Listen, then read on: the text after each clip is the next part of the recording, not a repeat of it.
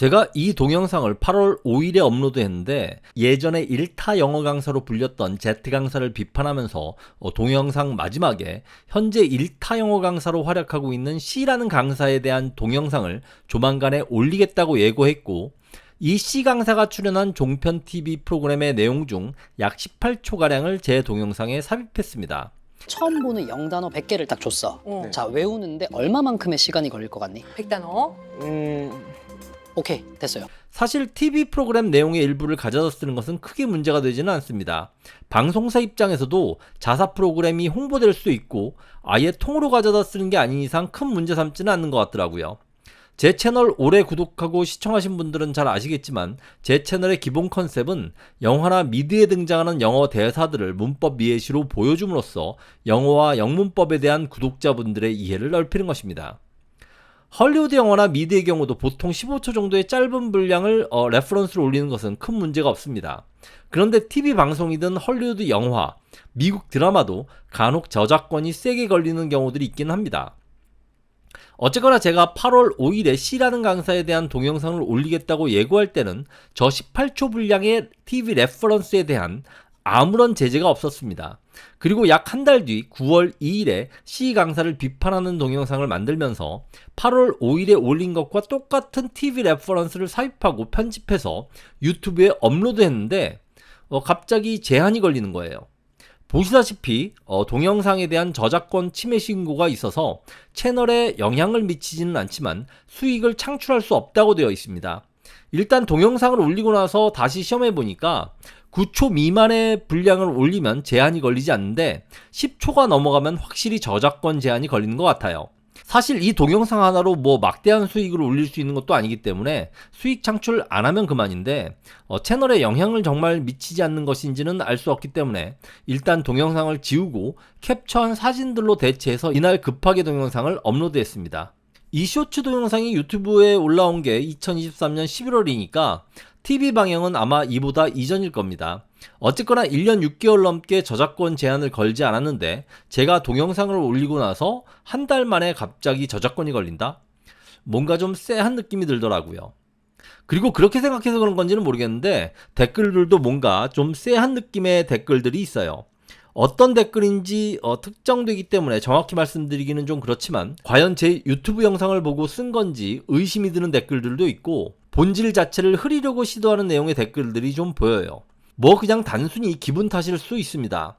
그런데 1타 영어 강사나 대형 인터넷 강의 업체들의 알바생 문제는 예전부터 있어 왔고 지금도 존재하기 때문에 혹시 이런 생각을 하고 있습니다. 그리고 이전 동영상의 길이가 다른 동영상들에 비해서 특히 좀 짧은 편인데요. 원래 이 동영상 내용이 꽤 길었는데 거의 절반 가까이 줄여버렸기 때문입니다. 참고로 말씀드리면 여기서 웨어는 부사로 보는 게 제일 자연스러울 것 같아요. 뭐만 곳에서 정도로. 이 C 강사가 저 문장의 where를 부사자리라고 설명했죠. 그래서 제가 이 where라는 단어에 대해서 의문부사, 관계부사, 그리고 부사절 접속사로 나눠서 굉장히 자세하게 설명을 했어요. 근데 물론 제 채널을 시청하시는 분들 중에 영어 선생님들도 계시고 영문법에 대해서 굉장히 잘 아시는 분들도 계시지만 잘 모르시는 분들도 있잖아요. 그런 분들은 이런 내용들을 굉장히 어렵게 생각하실 수 있기 때문에 녹음까지 다 해놓고 고민 끝에 다 지워버리고 스크립트 새로 쓰고 다시 녹음한 다음에 편집했어요. 그런데 막상 업로드하면서 이거 이렇게 올리면 이 문장의 웨어가 관계부사다 아니다, 관계부사든 아니든 상관없다, 이렇게 댓글 달리겠는데 이런 생각을 했어요. 그런데 딱 이렇게 댓글이 달리더라고요. 그래서 우려가 현실이 되는 것을 실시간으로 목격했습니다. 어쨌거나 이걸 궁금해 하시거나 잘못 알고 계신 분들이 계셔서 다시 설명하려고 하는데 역시 지식의 저주 문제가 걸릴 것 같아요. You're not the only one cursed with knowledge. My only curse is you. 어벤져스 인피니티 워에서 타노스가 말했던 그 지식의 저주가 맞습니다. 내가 잘 알고 있기 때문에 남들도 쉽게 이해하리라고 생각하는 착각이죠. 최대한 이해하기 쉽게 그리고 자세히 설명하도록 하겠습니다. 일단 where는 의문부사로 쓰일 때 명사절을 이끄는 접속사 역할을 할 수 있습니다. 문법 개념에 익숙하지 않으신 분들은 이게 무슨 의미인지 정말 이해가 안 될 거예요. 부사, 명사, 접속사 이 세 가지 개념을 복합적으로 이해해야 하기 때문이죠. 거기다 where는 관계부사로 쓰일 수도 있는데 이때는 형용사절을 이끄는 접속사 역할을 합니다. 더 이해가 안 되시죠? 하나씩 예를 들어서 설명해 볼게요. 먼저 의문부사부터 한번 설명해 볼게요. I know that he is in his room. 나는 그가 그의 방에 있다는 것을 안다. 첫 번째 문장에서 동사 know 뒤에 that은 명사절을 이끄는 접속사이고 노란색으로 표시된 that he is in his room 이 전체가 명사절이 됩니다. 명사와 명사절은 문장 내에서 주어, 목적어, 보어 역할을 하는데 노란색의 that절은 동사 know의 목적어로 쓰였습니다. I know, 나는 알고 있다. That he is in his room, 그가 그의 방에 있다는 것을. 내가 알고 있는 대상이 that절이라는 것이죠. 그런데 이 문장에서 나는 그가 그의 방에 있다는 것을 알고 있지만 만약 그가 있는 장소를 모른다면? 그럼 in his room을 의문부사 where로 바꾸면 됩니다. 전치사 플러스 명사 in his room을 장소의 부사구라고 하죠. 그렇기 때문에 in his room을 대체하는 where 역시 부사구가 되는데 의문문에서 쓰이기 때문에 의문부사라고 하는 것입니다. 그리고 이 where를 비롯한 의문사는 주어보다 앞으로 튀어나가야 하죠. 그래서 I know that where he is가 됩니다. 그런데 명사절 접속사 that은 잘 생략되잖아요. 그래서 이렇게 that이 생략되고 바뀐 문장 I know where he is를 보니까 마치 의문부사 where가 명사절을 이끄는 접속사처럼 보이고 실제로 그런 의미로 이해되는 거예요. 접속사 뒤에 주어 동사가 뒤따르는 것처럼 의문부사 where 뒤에 he is 주어 동사가 뒤따르고 있고 의미 역시 내가 알고 있는 것의 대상이 where he is 그가 어디에 있는지를 알고 있다라는 의미가 되기 때문에 의미상으로 봐도 where가 명사절을 이끄는 접속사처럼 보입니다. 정확한 기원은 저도 잘 모르지만 아마 이러한 과정을 거쳐서 의문사가 명사절을 이끄는 접속사 역할을 하게 되지 않았을까 하고 추측을 해봅니다. 어쨌거나 의문부사 where가 명사절 접속사를 한다는 의미가 무엇인지 이해가 되시죠? 자, 두 번째 문장의 where는 관계부사라고 합니다. 관계부사가 만들어지는 방식을 처음부터 설명하는 것은 시간이 너무 오래 걸려요. 나중에 자세히 설명하도록 하겠습니다. 어쨌거나 관계부사 역시 부사 역할을 하면서 동시에 접속사 역할을 할 수 있어요. 하지만 이번에는 명사절 접속사가 아니라 형용사절 접속사입니다. 형용사는 명사를 수식 한정 구체화하는 역할을 하죠. 문장에서 노란색으로 표시된 where we first met이 형용사절로서 명사 the park를 후치수식하고 있습니다. 세상의 수많은 공원들 중에서 우리가 처음 만난 공원으로 수식 한정 구체화하고 있는 것이죠. 그런데 이 개념을 이해하는 게 쉽지가 않아요.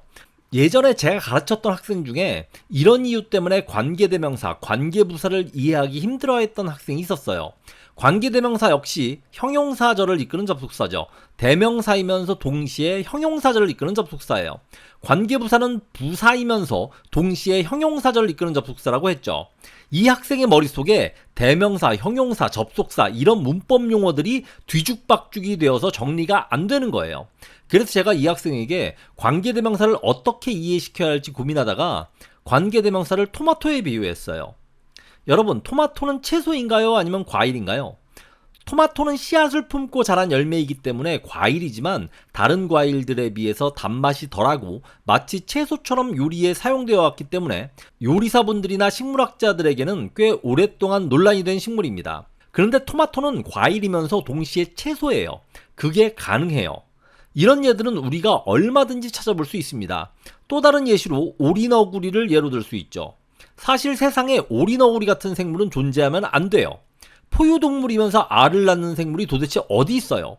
부리도 달려있고 물갈퀴도 있는데다가 신경도까지 가지고 있습니다. 그런데 존재하잖아요.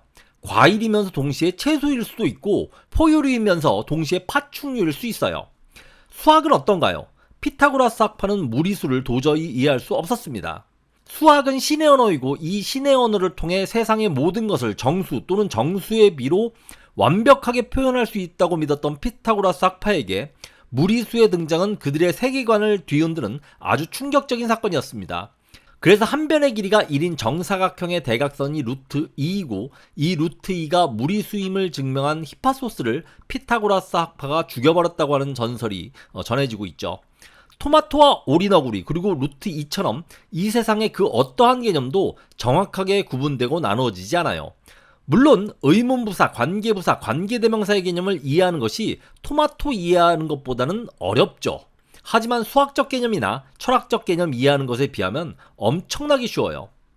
어쨌거나 저는 이러한 개념들을 잘 이해하고 있지만 동영상 보시는 분들이 이해하기 힘들어 하실 것 같아서 제가 이전 동영상에서 상당 부분을 편집해버렸던 겁니다. 마지막으로 where는 부사절 접속사로 쓰일 수도 있습니다. 의문부사, 관계부사와 달리 부사절 접속사로 쓰인 where는 따로 특별한 명칭이 없습니다. 자, 부사절 접속사 where는 여러 가지 의미들이 있는데 그중 대표적인 것이 바로 지난 동영상에서 설명한 where A is concerned, 바로 이 표현입니다. A에 관한 한, A에 관해서라면 이렇게 해석한다고 했죠? 자, 이 표현은 when it comes to A, as far as A is concerned, 이 두 표현과 거의 비슷한 의미이기 때문에 그냥 수거처럼 암기하면 된다고 했습니다. 참고로 말씀드리면 여기서 where는 부사로 보는 게 제일 자연스러울 것 같아요. 뭐만 곳에서 정도로. 다시 이전 동영상에서 저 C강사가 소개한 문장을 보도록 하죠. C강사는 where를 부사자리, 즉 부사가 올 자리라고 했는데 사실 부사자리라기보다는 접속사 자리라고 부른 것이 맞죠. 그렇다면 명사절 접속사일까요? 아니면 형용사절 접속사, 부사절 접속사일까요? 첫 번째 문장처럼 명사절 접속사로 쓰인 의문부사 where는 보통 어디에 또는 어디로 등으로 해석된다고 했죠. 네 번째 문장의 where를 이렇게 해석하면 해석이 대단히 이상해집니다. 아서 코난 도일 경은 다른 사람의 감정과 관련된 어디에 대단히 섬세한 감각을 가졌다. 아무래도 해석이 이상하죠? 그리고 C강사가 수동태는 어지간해서는 완전한 문장이라고 하는 걸로 봐서 저 where를 관계부사, 즉 형용사절 접속사로 생각하고 있는 것 같다고 했습니다. 그리고 다른 사람의 감정이 연관된 곳에서라고 해석했는데 만약 형용사절 접속사라면 뭐뭐하는 곳에서로 해석하는 것이 아니라 where가 이끄는 형용사절이 선행사인 sense of delicacy를 수식하는 의미로 해석해야 돼요. 그러니까 아서 코난 도일 경은 다른 사람의 감정과 관련된 대단히 섬세한 감각을 가졌다. 이렇게 해석해야 맞죠.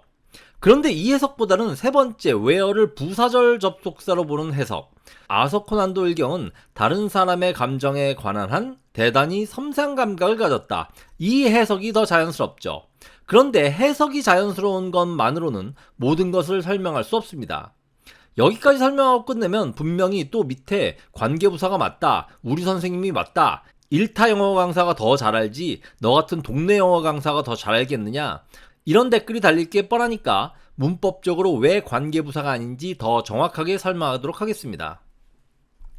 자, 다시 이 세 개의 예문을 보세요. 이 세 예문의 한 가지 공통점이라면 where가 이끄는 명사절, 형용사절, 부사절이 모두 주절보다 뒤에 있다는 점입니다. 자, 첫 번째 예문 I know where he is의 명사절 where he is를 문장 앞으로 이동시켜서 where he is, I know 이렇게 문장을 만들어도 될까요? 목적어가 문장 앞으로 이동하는 특수한 경우도 간혹 있지만 보통 목적어는 동사 뒤에 위치하죠. 틀린 문장은 아닌데 대단히 특수한 문장입니다. 자, 이번에는 두 번째 예문의 관계부사가 이끄는 형용사절 where we first met을 문장 앞으로 이동시켜서 where we first met, this is the park 이렇게 문장을 만들어도 될까요? 이건 분명히 틀린 문장입니다. 관계사절의 수식을 받는 명사를 선행사라고 하죠. 왜 선행사라고 하나요? 관계사절보다 앞에 있기 때문입니다. 수식받는 명사가 관계사절보다 뒤에 있으면 선행사가 아니라 후행사라고 해야죠. 자, 그렇다면 마지막 문장 She is as hard as nails where money is concerned, 이 문장에서 부사절 where money is concerned를 문장 앞으로 이동시켜서 where money is concerned, she is as hard as nails 이렇게 말해도 될까요? 네, 됩니다. 자, 사실 제가 이 문장을 다음 사전에 있는 예문을 들고 왔어요. 원래 다음 사전에 있는 예문이 where money is concerned, she is as hard as nails인데 제가 C 강사의 동영상에 나오는 코난 도일에 관한 예문과 형태적으로 일치시키려고 where money is concerned를 주절 뒤로 보내버렸어요. 궁금하신 분들은 새 예문을 모두 챗GPT에 돌려보세요. This is the park where we first met은 맞는 문장이지만 where we first met, this is the park는 틀린 문장이라고 할 겁니다. 그리고 she is as hard as nails where money is concerned, where money is concerned, she is as hard as nails 이 두 문장은 모두 맞는 문장이라고 할 거예요. 자, 아서 코난 도일에 관한 이 예문은 어떨까요? 한번 챗GPT에 돌려보세요.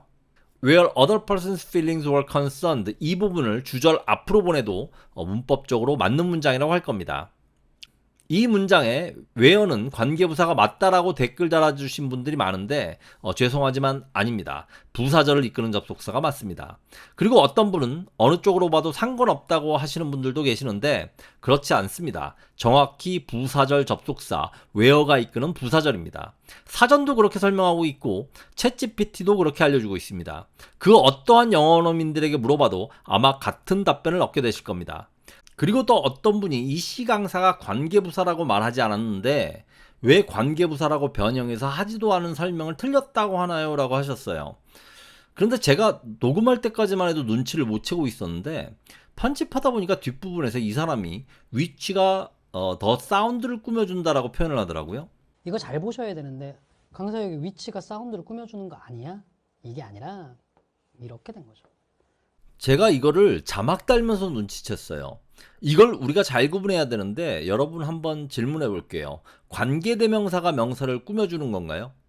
관계대명사 which, who, whom 대시 명사를 꾸며줘요? 관계부사 where, when, why, how가 명사를 꾸며주는 거예요? 아니죠. 관계대명사절, 관계부사절이 명사를 꾸며주는 거죠.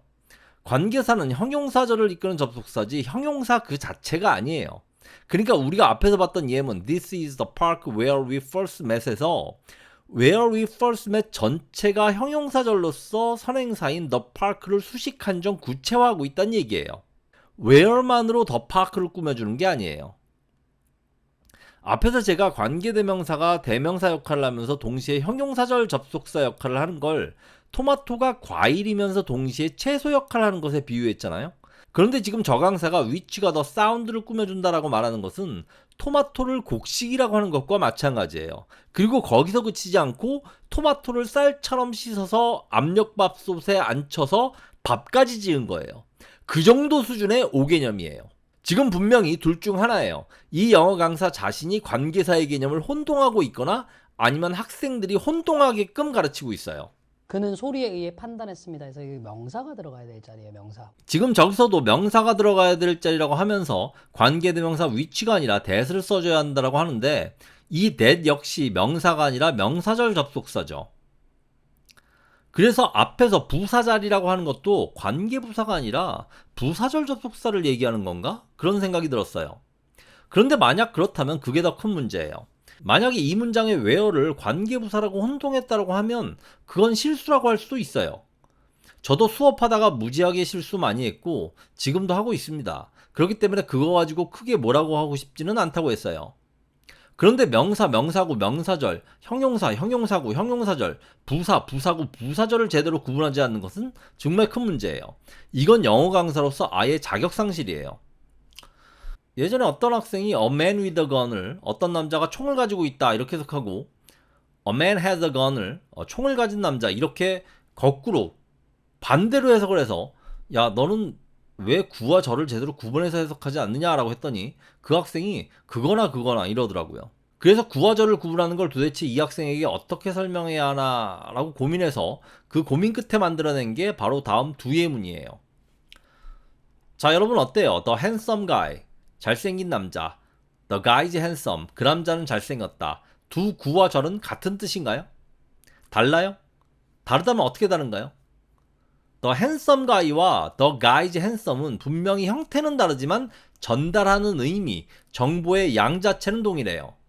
그 잘생긴 남자, 그 남자는 잘생겼다. 똑같은 정보를 전달합니다. 하지만 이 두 구와 절이 문장 내에서 어떻게 활용되느냐에 따라서 의미가 달라질 수 있어요. 이 두 구와 절 앞에 I believe를 한번 붙여보죠. 자, 거의 똑같은 의미를 전달했던 구와 절 앞에 각각 I believe를 붙이니까 두 문장의 의미가 크게 달라집니다. 첫 번째 예문은 그 잘생긴 남자가 신뢰할 만한 사람이라는 말이고 두 번째 예문은 그 남자가 잘생겼다는 사실을 믿는다는 말이죠. 그러니까 신뢰의 대상이 달라요. 물론 구와 절은 거의 동일한 의미를 전달할 수도 있고 서로 전환이 가능할 때도 많습니다. 하지만 보시다시피 구와 절이 완전히 똑같지는 않아요. 그리고 상당히 큰 의미 차이를 가질 때도 많습니다. 그렇기 때문에 구와 절을 잘 구분해야 하는 거예요. 두 번째 문장은 I believe 뒤에 명사절 접속사 대시 생략되어 있죠. 두 번째 문장에서 내가 신뢰하는 대상이 그 남자가 잘생겼다는 것이지 명사절 접속사 대시 아니잖아요. 그러니까 대은 명사가 아니라 명사절 접속사죠. 근데 저 C 강사는 저 장면에서 명사절 접속사가 들어갈 자리에 명사가 들어갈 자리라고 하고 있어요. 명백히 잘못된 설명이죠. 어떤 분이 댓글로 저 C 강사가 TV 방송에서 학생에게 영어를 지도하면서 영어 품사 똑바로 구분하면서 외우라고 압박감을 엄청 줬다고 해서 한번 찾아봤습니다. 평가자입니다. 하위권 애들은 특징이 있거든. 품사를 제대로 외우질 않아. 그만합시다. 고생하셨습니다. 학생에게 지나치게 압박감을 주는 것은 문제지만 영어 단어 암기할 때 품사를 정확히 구분하면서 암기하는 것은 중요하죠. 저렇게 학생에게는 품사를 정확하게 구분해서 암기하는 게 중요하다고 말하고 그 개념을 잘 이해하지 못한 학생에게 정색하면서 수업 못하겠다고 자리 박차고 일어나면서 나가면서 정작 자신은 수업할 때 명사와 명사절 접속사를 구분하지 않고 수업한다? 정말 이해하기 힘듭니다. 예전에 제가 가르치던 어떤 학생이 관계대명사는 형용사절을 이끄는 접속사라는 개념을 대단히 어려워한다고 했잖아요. 그런데 그 학생은 중학교 2학년생이었어요. 아니, 영어 가르치는 사람이 토마토 이해하는 것보다 조금 더 어려운 수준의 개념을 학생에게 이해하도록 가르치지도 못하고 고3 정도 되는 학생들이 이 정도 수준의 개념을 이해하지 못한다면 정말 웃기는 얘기죠. 제가 좀 더 하고 싶은 얘기가 많은데 지금 분량이 너무 많아지고 있어서 그만 줄여야 할 것 같아요. 그런데 이 강사의 다른 강의들을 보니까 문법 공부할 필요가 없다고 얘기하고 문법 영어 공부할 필요가 없다고 학생들에게 말하더라고요. 저는 영어 강사라는 사람이 문법 공부할 필요 없다, 문법 영어 공부할 필요 없다라고 말하는 것 자체가 자격 미달이라고 생각해요. 문법 영어를 공부할 필요가 없다라고 한다면 아예 전혀 쓰지 말고 가르치던가 이렇게 어설프게 문법 영어를 쓰고 학생들이 혼동할 여지를 주면서 가르치는 것은 정말 영어 강사로서 해서는 안 될 일이라고 생각합니다. 다음 동영상에서 이 점에 대해서 좀 더 심도 있게 다뤄보도록 하겠습니다. 추천 및 구독, 알림 설정 잊지 마시고요. 지금까지 저스트 잉글리시였습니다. 시청해주셔서 감사합니다.